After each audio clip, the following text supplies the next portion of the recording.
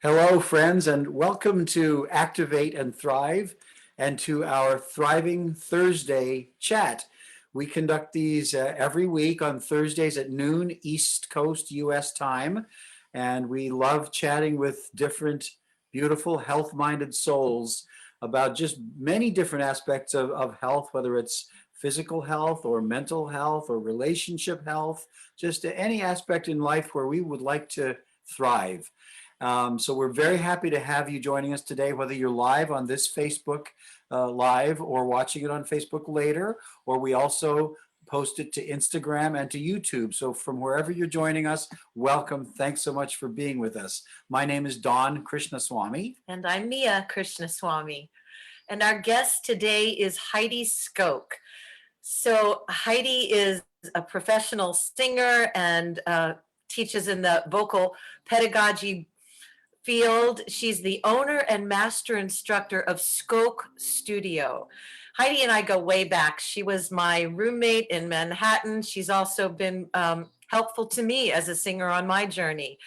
And since 1995, after finishing the Metropolitan Opera's Young Artist Development Program, Heidi began to teach singers the principles of the esteemed Germanic soprano and voice teacher of the late 19th and early 20th century, Lilli Lehmann. And she's just demonstrated countless results implementing that method herself. She's also established her own methodology in her own vocal program, the REST vocal technique, REST technique. Heidi's well known for her ability to help singers find their true voice, to produce healthy and wonderful sounds in their current or in their correct vocal range. And she'll be talking about that. She's just helped singers move through all sorts of challenges. And she sang at the Metropolitan Opera from 1991 to 2003 in secondary soprano parts under the baton of some really the world's greatest conductors.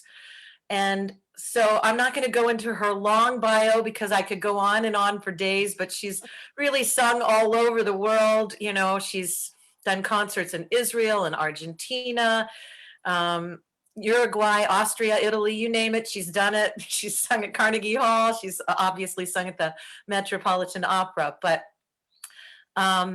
today, Heidi sings pop.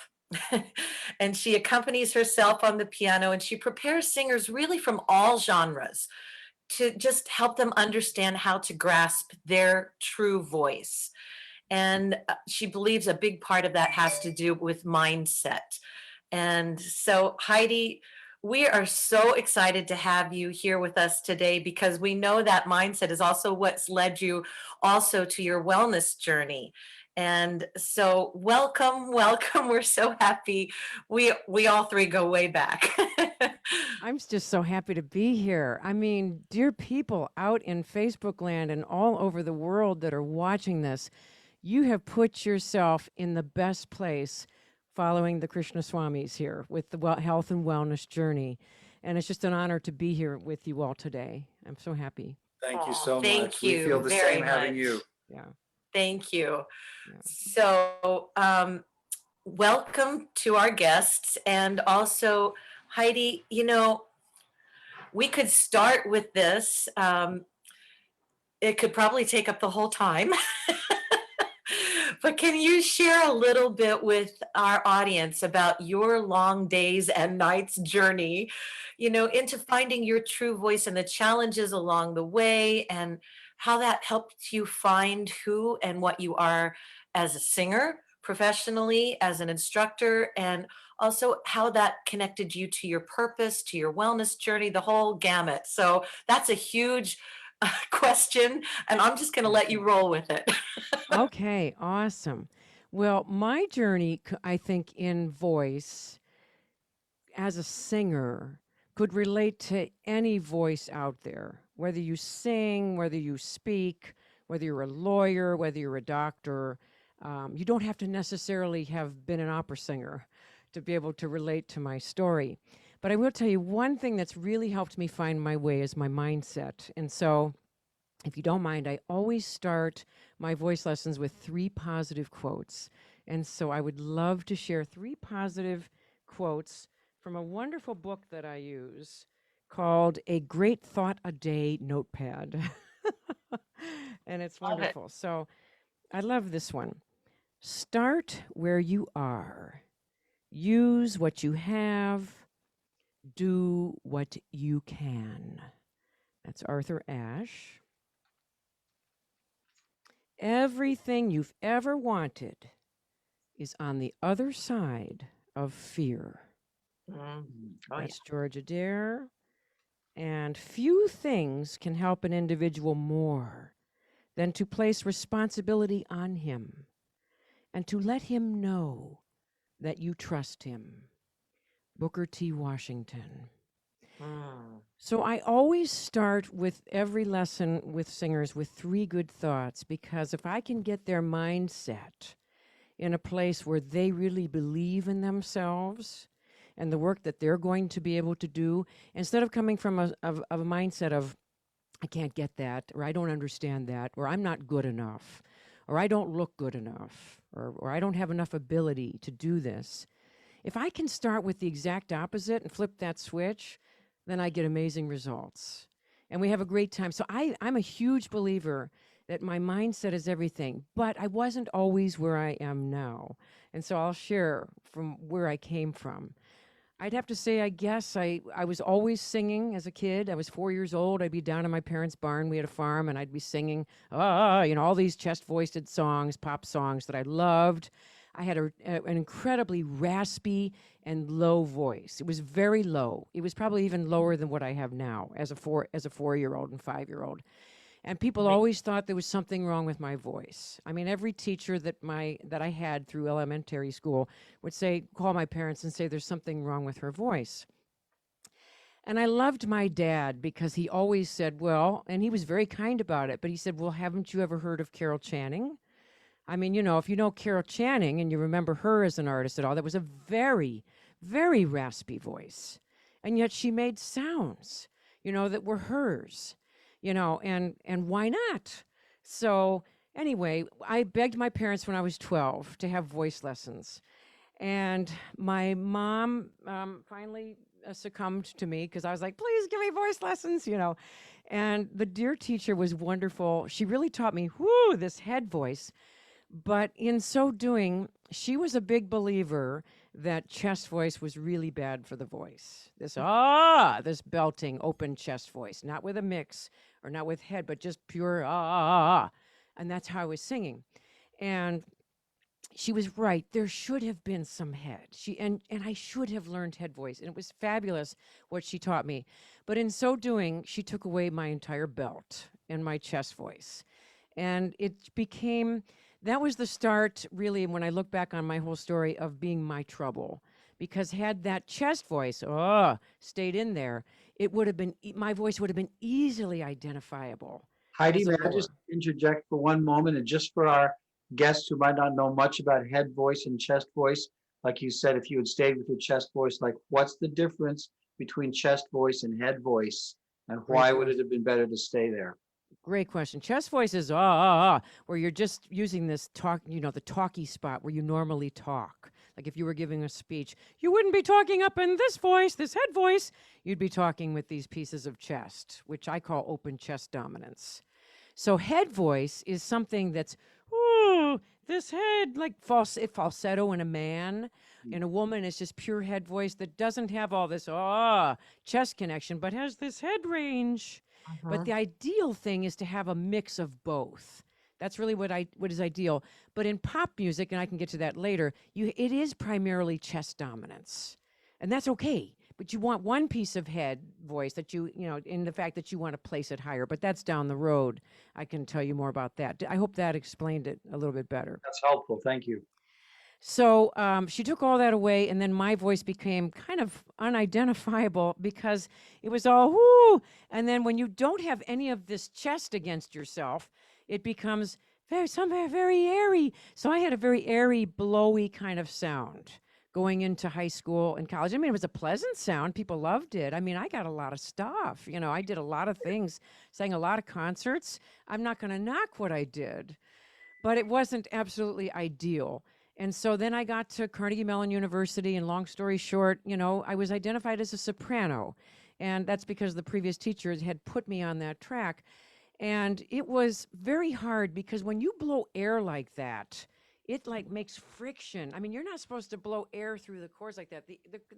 These lovely pieces of flesh that we call vocal cords want to come together and vibrate as best friends. They don't want to be blown apart. Because when you pass air through them like that, a ton of air, you have to have air, but just a little bit, you know, of air, not this stuff that I was doing. And even as a speaker, or even, you know, sitting at home cooking meals, talking to your family, you don't want to be you'd be fried in like 5 seconds. And so I was always fried, and I couldn't understand why. I would sing for like 20 minutes, and I was and I thought that's the way it was supposed to be because nobody ever said otherwise. I never blamed my teachers. That's what they were hearing. That's what they were knowing. But it was painful, and I was afraid. I mean, I put the onus on myself for my journey because I was afraid to open my mouth and say, you know, this really doesn't feel good. This is like painful, you know. I mean, I used to pray at night like, oh my gosh, you know, how am I going to get through? You know, fast forwarding again to the Met, when I was at the Met, you know, how am I going to get through the next day? And I'll tell you about that. So after Carnegie Mellon, and I was hooked up with Pittsburgh Opera in the chorus, and then the gentleman who was running Pittsburgh Opera at the time happened to hear me and loved my voice. And this is again as a soprano. So, I you know. know, I mean, you have to say it's kind of amazing that I went all that way. I had some technical ability to be able to do that. And so he loved me, and I sang a year and a half with Pittsburgh Opera. And then, long story short, somebody came through Pittsburgh Opera from New York and heard me and had Metropolitan Opera connections, and big, at that time it was Columbia Artist Management, which unfortunately now has folded. And he connected me with these people, and they heard me sing, come sing for the Met. Well, I thought I was just singing for some kind of file, because all the way through college I had sung the Metropolitan Opera National Council auditions, and I never got past honorable mention. You know, keep going, but here's your honorable mention. And so I went and sang on the stage, and I'll never forget it. Within like 10 minutes, they asked me to come and be a member of their young artist program, which was really phenomenal. I mean, that doesn't always happen like that. Doesn't. You know, you usually have to go through many steps and things, and it just was like overnight for me. Like in a split second, it happened for me. And Pittsburgh Opera was most gracious, letting me out of my contract. I went and joined the Met. And I was so excited the first 6 weeks, and then slowly it started to be, oh my gosh, how am I going to get through this? Because the schedule every day was intense. I mean, there were some days where I was scheduled six hours, you know. And for a singer, you know, 3 rehearsals, 2 rehearsals, a coaching, a voice lesson. I mean, that's like a lot, you know. And I was like, I would go to bed every night and be just like, oh my gosh, I would hope for moments of quiet. I would pray that I wouldn't have to do something the next day. It was really not, it was not fun. It was but dear friends, I must say that it was a mental burden that I put on myself out of fear, because I was afraid to say, this just is not working for me. I mean, I really, you know, had every indication in many ways, but I was afraid of what people thought of me. And that's something that singers really cannot afford. Anybody in any profession, whether you're a doctor, lawyer, or whatever, you can't afford to wonder what people think. And I was caught in that for a long time. I really was. So I got out of the Met, and things really went kind of downhill. And I thought, well, it's kind of over with for me. Maybe I should, you know, it sounds awful, but maybe I should get married, you know. So you know, so I'm just going to be, you know, a housewife, and I'm not going to be able to do much. And I had a really low mindset. To the point where, and this is nothing against my ex-husband, but it just, you know, he and I weren't the right choice. That was a decision that I should not have rushed into. You know what I'm saying? So I should have waited and said, what can I do with my voice? So the day came, I don't remember what year it was, I think it was 1996 or something, or 97. I decided I was going to go back to the Met and ask them what it was I did wrong. That took a lot of humility. And I did. I sat in front of a mentor of mine who was a mentor of mine at the Met. And I said, what was it that I needed to do? And she said, well, you were with the wrong teacher.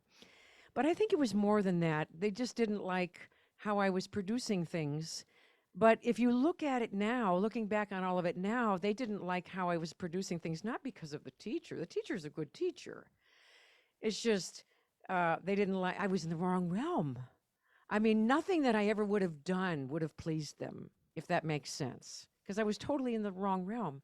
So after that, they did bring me back as an artist, and I did more productions. And believe it or not, I made and still as a soprano, still, and I was fired along the way. This was prior to all this, from a job when I was a young artist with Columbus Opera.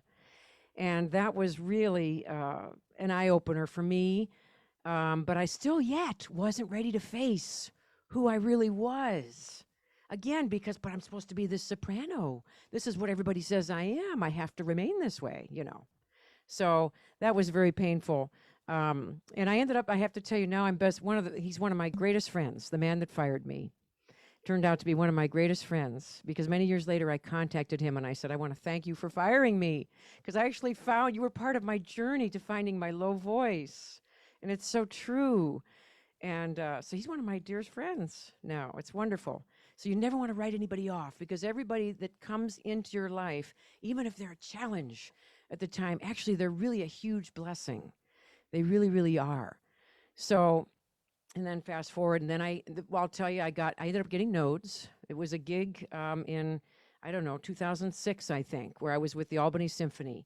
And it was by Rafe Benedict. It was Rafe Vaughan Williams Benedicite, and at the end it had a high F or high B natural, and I killed myself going over it and over it and over it, wondering why I couldn't do it anymore. The voice just didn't want to go high anymore, and I totally crashed and burned. I had to go to a voice doctor and have them give me the shot just to get through the performance. Just briefly explain what nodes are. Thank you. Yes, nodes are when you get an injury on your vocal cords. It's like a blister that forms on your vocal folds and makes it really impossible to sing. It's, it really shuts the whole voice down. And for me, it was like literally, it was literally like a croak, Terrifying. I didn't hear what you said. What did you say? Terrifying for a singer.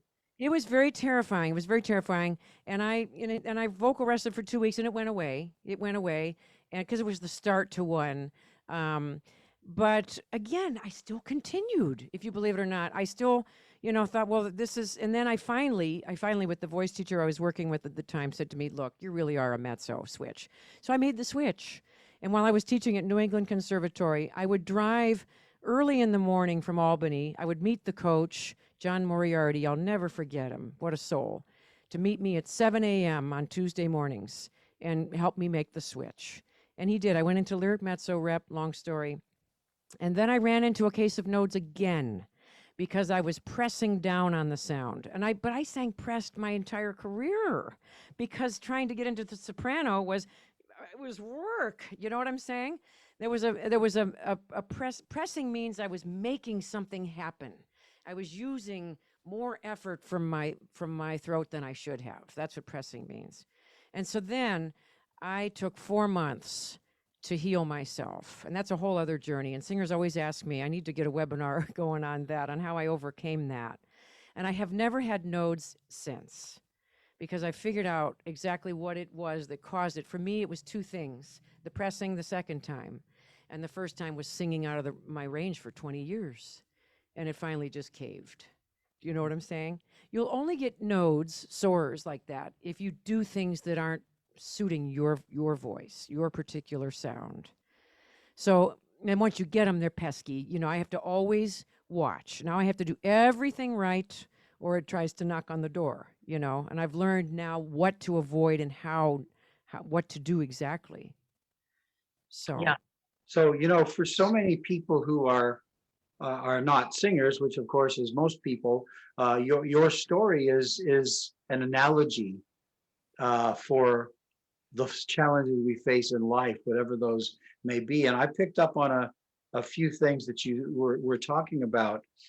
So, like if somebody is feeling out of sync with their life journey, whether it's their professional journey or their health journey or just their personal journey, you said a few things that you were afraid to say, this isn't working for me, being afraid of what people think, and then not ready to face who you really are. And then one that was just as significant as any of the others, trying to make something happen. You talked about pressing. So like just trying to force something, whatever that issue is in your life, trying to force something to be. And can you just elaborate a little bit more on these aspects of this isn't working for me, afraid of what people think, not ready to face who you really are? Because while not everybody might identify with the issues of a singer, they're going to identify with those fundamental problems that we all face. Right. When I was finally willing to face myself, I was, in my case, I was forced to face myself because I could no longer sing, you know. So when I was really willing, I had to become willing to find who I really was. And so I've gone on my own self journey, which has led to the fact that I don't think I ever really was a classical singer.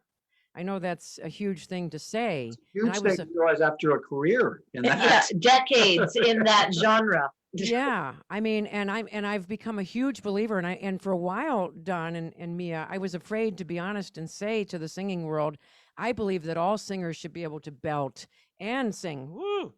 And so now I teach at Skok Studio. I teach a lot of belting, and I incorporate it into the head voice because I think that that is the huge.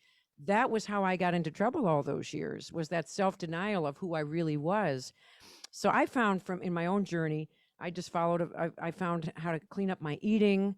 Um, I learned how to meditate. I'm now taking a meditation course so that I can build a meditative program for singers because I believe that singers, if they can love themselves and accept themselves, see, I should have accepted myself right away as a pop singer. I think that's always what I was. And I listened to other people, what they wanted for me. And so I want to teach singers to get to the real core of who they are. And even, and as you said, it can relate to anybody. Get to the core of who you are and then live from that core. And I think when you meditate, um, that does wonders. I mean, and eating, I eat totally clean. I don't sway off. And if I sway off, I feel horrible. I've really learned how to clean everything up in my life. But it came from a self-appreciation too. I've learned to look in a mirror and say, I really love Heidi Skok. She's awesome. And I think that's what every person needs to learn how to say, because we always listen to how we were raised or whatever. No, we have to like find who we are past that raising, if that makes sense. How do you get to the core of who you really are? Someone might hear that and go, that's a great idea. I don't know how to get to the core. I've had this crust over me my whole life. I want to get to who I really am. How do I get there? I think for me, it's a daily journey. I don't think it's something that happens overnight. For me, I like to journal. Like I'll get up first thing in the morning. I have a wellness routine. I can briefly tell you what it is if you want. I get up in the morning and I journal and I read inspirational things. And then I'll go to the gym. I try to be at the gym 6 days a week. Sometimes I fall into a lazy period, but I try to kick myself right out of it. But I try to work out. I drink like what they call an ACV every morning. I have lemon and water and the vinegar. And then I eat my 6 little small clean meals a day. And I'm a huge believer in positive affirmations to yourself. Even if you have to set an alarm on your phone, like every 5 minutes if you have to, when the alarm goes off, I am so amazing. Write out 30 affirmations for yourself a day, or write out, the number of affirmations, or even if it's just one mantra, for the day, that every time the buzzer goes off in 5 minutes, say that to yourself, and you will see that you can really retrain your mind. Like I recently did and I'm doing it at Skok Studio now, a positivity challenge that's turned out, I was just going to do it for 30 days and now it's ongoing. And it's amazing, what's happening in my life to just endeavor. It's not that you ignore problems. It's just that you want to view things from a higher standpoint about yourself, which then helps you to view everything and everybody from a higher standpoint. But you have to start from yourself. And I never did that. I always started with wanting to help everybody else. And we want to help other people, but we can't help them if we don't have that affection for ourselves. So you can build a program for yourself like I have. So much of it is about retraining, right? And becoming really an athlete mentally. Yes, we want to go to the gym. Yes, we want to eat clean, but even all of that may not be enough. Right. There's so many parts of it that we have to address. We have to retrain I do neuro tools in the morning. I meditate and I do neuro tools that just get my brain and my mind set to start my day in the right way. And gratitude. I try to be grateful for at least 3 things in the morning before I start my day, because that also informs what we're doing. So wouldn't you say it's about being an athlete? It's about, I loved how you said at the beginning of this about, flipping the switch. And we do that as well with what we are involved with, Right. with just helping our bodies to fight back, helping our minds to, be on top. Right. And I think in any field, anybody would say this, self-love is like the hardest thing to find. I think so. I mean, some people naturally are like, oh, I'm so good with myself. I was never one of those people. I've had to find it and build it, but in any field, especially with singers, they must love themselves. And there's that, and it's not taught. I'm just going to be frank about that. It's not, and it needs to be. We need to start with the love of what we have, if that makes Well, that's sense. true of anything, don't you think? Yes, That we do exactly. in life that we're going to be successful at. That's right. Well, it sounds like if we're thinking about how, as we titled this chat, difficulties can lead to success and peace, maybe sometimes through a process and through, you said you take specific steps to be where you are. We don't just say, okay, hey, I'm going to be who I really am. There are things that we engage in, intentional activities. I'm going to say we never like to have to end these chats. We love engaging. It's already getting close to time to close. But I just wanted to say, if you would say one thing to our listeners that could help them lift up and start finding who they are, what would you say? I would say to yourself, when first thing in the morning, when you open your eyes, the first thought that needs to come to you is how amazing you are, and that you simply can't wait to see the good that is going to come for you today, because there's going to be tremendous, amazing things that happen for you today, and you're worth it. And feel it. Let that well up inside of you. Feel that love that is yours. That's beautiful. And that brings us back to how, when you started this, you shared some quotes and how you like to start your voice lessons with students from this positive place of empowerment and exalting who you are. So that's beautiful. Well, Heidi Skok, again, I don't actually want to end. I just want to I go don't for another either. half hour. Yeah, But and maybe we could put the Arthur Asher, a couple of those quotes in our comments. we'll put them up on the post, and Okay. because they were really good. They were Yeah. very good. But Heidi, thank you so much for joining us today for our Thriving Thursday chat. And friends Thank who are you. watching, we love the ideas that we get from so many different people about what has spoken to them in their lives for finding health and just improving their lives. We are working with a health technology that is helping us do that as well. And if you have any questions about what we are involved in and how we're helping make our lives better, please feel free to message us, ask a question. If you have any further any questions you'd like to ask about of Heidi, we'd be happy to pass them on to her if you'd like to drop a comment wherever you're watching this. We'll put her website in the comments as well, and you Yes. can reach out to her if anything Absolutely. she has said, sparks an interest in Right. you. So thank you so much for joining us today. Look for us each week on Thursdays at noon East Coast US time for our Thriving Thursday chats. Thank you so much, Heidi. Thank you for joining us. Thank you. Thank you, Thank Heidi. you. Thank you. Bye-bye. Bye.